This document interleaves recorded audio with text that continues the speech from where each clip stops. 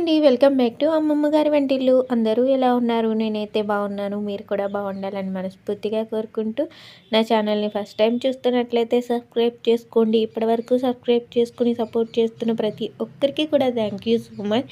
Video చూస్తున్న ప్రతి ఒక్కరూ కూడా ఒక్క లైక్ చేయండి ఫ్రెండ్స్. మీరు లైక్ చేయడం వల్ల ఈ వీడియో మరింత మందికి చేరుతుంది. అలానే ఇంకా మంచి మంచి వీడియోస్ చేయాలని ఇంట్రెస్ట్ కూడా నాకు కలుగుతుంది. ప్లీజ్ వీడియోని లైక్ చేయండి. ఈరోజు మన వ్లాగ్ వచ్చేసి వంటగది క్లీన్ చేసిన మరుసటి రోజు వ్లాగ్ ఇది. ఆ రోజు కూడా ఉదయాన్నే లేచి గదులన్నీ కూడా నీట్గా తుడిచేసుకొని తాగడానికి వేడి నీళ్ళు పెట్టాను. ఒక పక్కేమో సోడిజావు కూడా ప్రిపేర్ చేసేసాను. టిఫిన్ కిందేమో గోధుమ రవ్వ ఉప్మా అయితే ప్రిపేర్ చేశాను. గోధుమ రవ్వ ఉప్మా వేడివేడిగా ఉన్నప్పుడే తింటేనే టేస్ట్ బాగుంటుంది. చల్లారిపోతే అంత టేస్ట్ అనిపించదు. అందుకే స్టవ్ ఆఫ్ చేసిన వెంటనే ఆయనకి టిఫిన్ అయితే పెట్టేస్తున్నాను. గోధుమ రవ్వ ఉప్మాలో పంచదార జల్లుకొని తింటే బాగుంటుంది. వర్ణకు ఉప్మాలోనేమో ఆవకాయ పచ్చడి కాంబినేషన్, ఇందులోనేమో పంచదార కాంబినేషన్ బాగుంటుంది. ఆయనకి టిఫిన్ పెట్టేసిన తర్వాత టీ కూడా పెట్టేసి ఇచ్చేసాను. ఇంకా ఆయన వర్క్కి వెళ్ళిపోయిన తర్వాత నిన్న పని అది ఎక్కువగా ఉండడం వల్ల ఇంకా బట్టలు అయితే ఉతకలేదు. అందుకే ఈరోజు ఉదయాన్నే బట్టలు అయితే నానబెట్టేసి ఫస్ట్ బట్టలు అయితే ఉతికేస్తున్నాను. ఈ వర్షాకాలంలో ఎప్పుడు ఎండ వస్తుందో ఎప్పుడు వర్షం వస్తుందో మనం చెప్పలేము. అందుకనే ముందుగా బట్టలు ఉతికేసుకుంటే అవి అలా ఆరుతూ ఉంటాయని చెప్పేసి బట్టలు అయితే ఉతికేసి ఆరబెట్టేశాను. ఎండలో ఆరబెట్టిన బట్టలు ఒకలా ఉంటాయి, నీడన ఆరబెట్టిన బట్టలు ఒకలా ఉంటాయి. ఎంత కంఫర్ట్ అది పెట్టినా కానీ నాకు అంతగా నచ్చవు. అందుకే ఎండ ఉన్నప్పుడే తొందరగా ఉతికి ఆరబెట్టేసుకుంటాను. ఆ తర్వాత ఫ్రెష్ అయ్యి ప్రశాంతంగా పూజ చేసుకుని టిఫిన్ కింద సోడిజావ అయితే తాగేశాను. కూర కోసం ఫ్రిడ్జ్లో ఏం కూరగాయలు ఉన్నాయో అని చూస్తే కొన్ని చిక్కుడుకాయలు, 2 వంకాయలు, ఒక టమాటా అయితే ఉంది. అవన్నీ కలిపేసి కర్రీ చేసేద్దామని చెప్పేసి అవి వచ్చేసి కూర అయితే తాలింపు పెట్టేశాను. ఇందులోకి ఎటువంటి మసాలా అది కూడా ఏమీ వేయను. ఇదంతా కూడా బాగా మగ్గిపోయిన తర్వాత కొంచెం ఉడికేటప్పుడు కొంచెం నువ్వుపప్పు పొడి వేస్తాను. కమ్మగా కూర చాలా రుచిగా ఉంటుంది. నేను తిన్న తర్వాతే చెప్తున్నాను. ఈ వ్లాగ్ అప్పుడే ఎడిటింగ్ చేస్తున్నాను కాబట్టి ఇప్పుడు చెప్తున్నాను. కూర అయితే చాలా టేస్టీగా ఉంది. మొన్న ఒకసారి చిక్కుడుకాయ కర్రీ వండాను, మసాలా అది వేసి వండాను కానీ అంత రుచి అనిపించలేదు. కారం వచ్చేసి అంత టేస్ట్ బాగాలేదు. ఇలా మసాలా వేయకుండా ఉత్తి నువ్వుపప్పు వేసి వండితే చాలా రుచిగా అనిపించింది. బాగా నచ్చింది మాకైతే. కూర అంతా కూడా ఒక గిన్నెలోకి తీసేసి గిన్నెలు బయట వేసేసుకుని ఫస్ట్ గిన్నెలు అయితే తోమేస్తున్నాను. నైట్ కూడా గిన్నెలు తోమలేదు.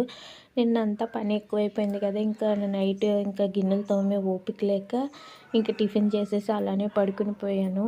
అందుకు ఇప్పుడు ఫస్ట్ వేరే పని ఉంటే తర్వాత చేసుకుందాం, ముందు గిన్నెలు క్లీన్ చేసేద్దామని చెప్పేసి గిన్నెలు అయితే క్లీన్ చేసేస్తున్నాను. గిన్నెలన్నీ కూడా క్లీన్ చేసేసుకున్నాను. బొట్ట అంతా కూడా నిండిపోయింది. ఇంకా గిన్నెలు క్లీన్ చేసేసిన తర్వాత రైస్ అయితే కడిగి పెట్టాను. ఫస్ట్ అయితే రైస్ వండాను కదా, ఇంకా అలానే రైస్ ఉడికిపోయిన తర్వాత యథావిధిగా గ్యాస్ అంతా కూడా నీట్గా తుడిచేసుకొని వంటగది అంతా ఒకసారి తుడిచేసుకొని నిన్న వంటగదిలో సామాన్లు ఒకటే క్లీన్ చేశాను. ఈరోజు బెడ్రూమ్లో కబోర్డ్లో ఉన్న గాజు సామాన్లు క్లీన్ చేద్దామని చెప్పేసి ఒక్కొక్కటి తీసి కింద పెట్టుకుంటున్నాను. అవి తీసేటప్పుడు చాలా జాగ్రత్తగా తీసుకోవాలి. మళ్ళీ అవి జాగ్రత్తగా తీసుకుని వెళ్ళి క్లీన్ చేసుకోవాలి. అందుకని ఒక్కొక్కటి తీసుకెళ్తే చేతిలోంచి జారేస్తానేమో అని చెప్పేసి ఇలా బొట్లో వేసుకుని అయితే తీసుకెళ్దామని బొట్లో పెట్టుకుంటున్నాను. సామాన్లు ఎక్కువగా ఉన్న ఇబ్బంది, తక్కువగా ఉన్న ఇబ్బంది. ఎక్కువగా ఉన్నప్పుడేమో ఇలా పండగలప్పుడు అవి కూడా క్లీన్ చేసుకుని అవి మళ్ళీ సర్దుకోవడానికి టైం ఎక్కువగా తీసుకుంటుంది. తక్కువగా ఉన్నాయనుకోండి, ఏ వస్తువు అయితే మన ఇంట్లో లేదో అదే వస్తువు మనకు అవసరం పడుతుంది. అప్పుడు మళ్ళీ తీసుకుంటాము. అలా వస్తువులు పెరిగిపోతూ ఉంటాయి. ప్రతి సంవత్సరం కూడా ఏదో ఒక ఫంక్షన్కి వెళ్తూ ఉంటాము. అక్కడ రిటర్న్ గిఫ్ట్స్ అవి కూడా ఇస్తారు. అవి తీసుకొచ్చి అలా బాక్సుల్లో పెట్టినా కూడా పండగలప్పుడు అవి కూడా క్లీన్ చేసుకోవాలి.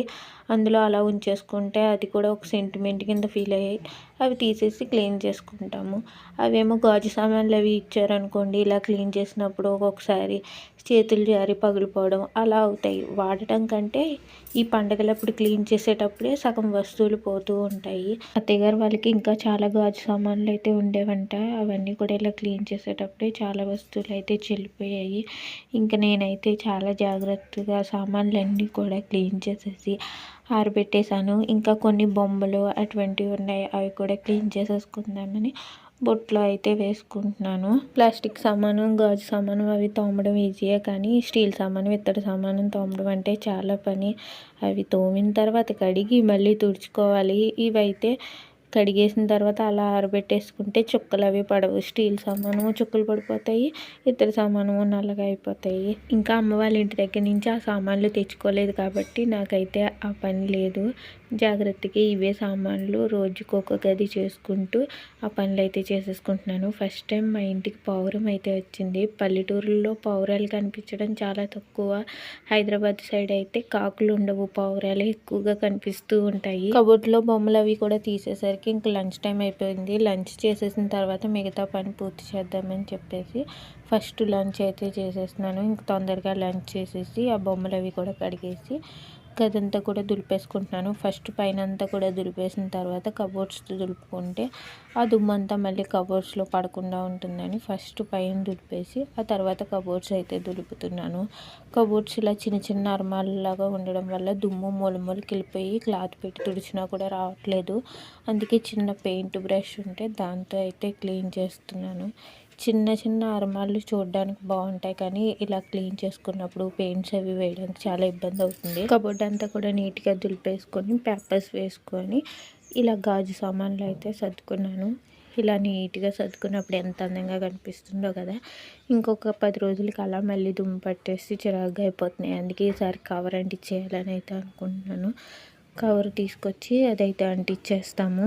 ఆ తర్వాత ఇంకా ఫ్యాన్ కూడా తుడిచేస్తున్నాను. ఫ్యాన్ తుడకపోతే ఫ్యాన్కు ఉన్న దుమ్మంతా కూడా గాలికి అది కబోర్డ్స్లోకే వెళ్తుంది. అందుకే ఇలా గదులు అవి దులుపుకున్నప్పుడు కంపల్సరీగా ఫ్యాన్ కూడా నీట్గా తుడిచేసుకోవాలని ఫ్యాన్ కూడా తుడిచేసాను. కిచెన్ కౌంటర్ క్లీన్ చేసుకోవడానికి లిక్విడ్ తయారు చేసుకున్నాను కదా, ఆ లిక్విడ్తో ఫ్యాన్ అయితే క్లీన్ చేసుకున్నాను. చాలా తెల్లగా వచ్చేసింది.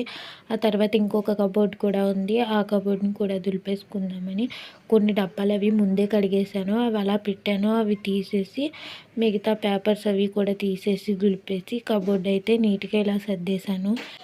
నేను ఫస్ట్ ఏమనుకున్నానంటే కిచెనే పెద్ద పని, ఇవంతా బొమ్మలు అవి క్లీన్ చేసేసి ఒక్క పూటలో అన్నీ కూడా సర్దేసుకోవచ్చు అనుకున్నాను.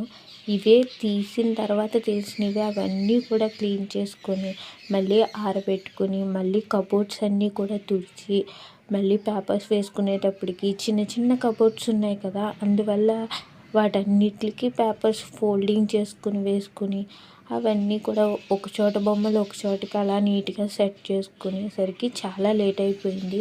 కిచెన్ క్లీన్ చేసే రోజే నాకు పని చాలా తొందరగా అయిపోయింది.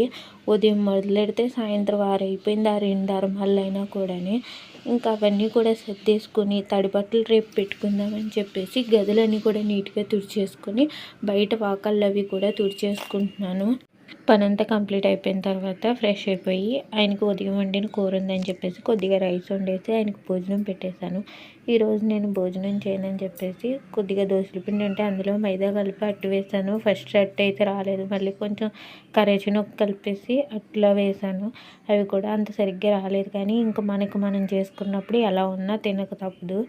ఇంకా అవైతే తినేస్తాను. ఇంక ఈ వీడియోని ఇక్కడితో ఎండ్ చేస్తున్నాను. ప్లీజ్ వీడియో నచ్చినట్లయితే లైక్ చేయండి. Thank you for watching friends.